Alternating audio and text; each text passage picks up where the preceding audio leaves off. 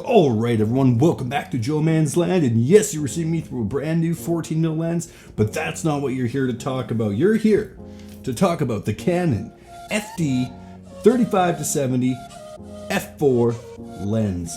And yes, that is this baby right here. Just look at that beautiful old piece of glass. I already made a review about this, but it was on a crop sensor body. I used it on a Fuji X-T20, and actually when I was living in South Korea, this was the first lens I bought for my Fuji. Yes, I know what you're thinking. It's a Canon lens, Fuji body. What's he thinking? Well, it was 30 bucks. It was 30 bucks. The adapter was $20. And you know, for someone that was trying to do photography on a budget, you know, you can't beat that. 35-70 with a crop, so it's even zoomed in more.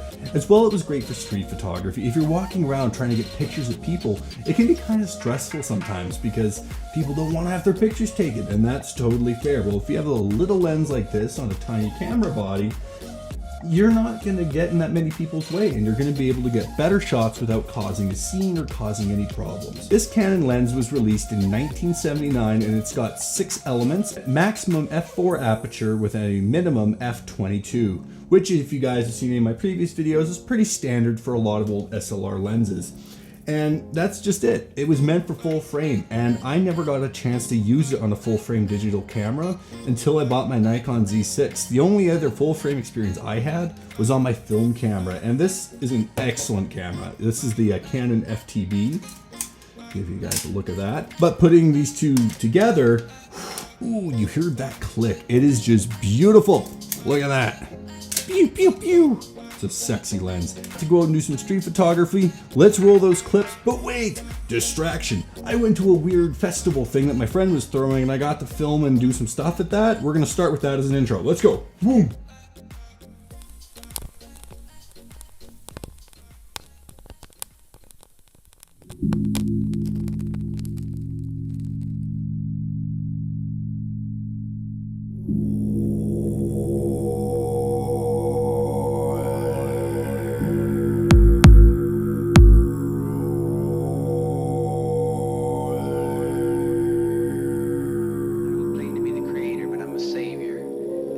Strange variables of human life and make something out of the crazy quilt that saves hundreds of lives.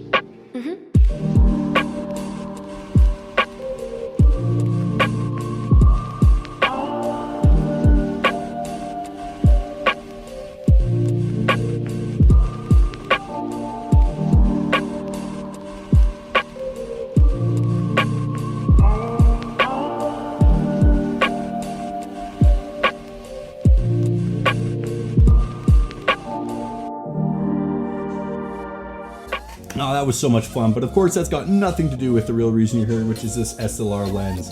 Let's roll the footage. All the video you're going to see is captured on the Osmo Action, and all the photos you'll see are taken with the camera. Let's go. Vroom.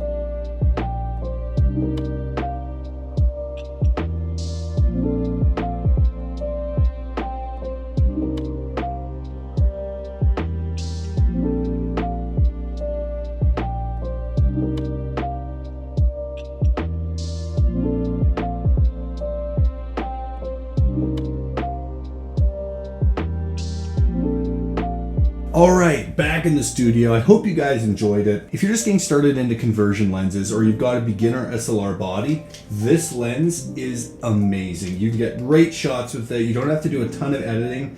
I found one issue I did have with mine is there is some dust on the inside glass element of the lens, and I couldn't get into it to clean it. So I had to do a little bit of spot treatment on the images in post. That took maybe 4 minutes, 5 minutes. It was pretty quick, honestly, really quick. So I think for a $35, it's a must buy. There's a ton of great places to buy it, and it's definitely a usable lens on your digital camera or SLR camera in 2022. All right, guys, with that wraps up today's video. Thank you so much for watching. Hit that like button, subscribe to the channel, and remember, you're all awesome. Get out, take some awesome photos, and we'll see you guys in the next video. Whew.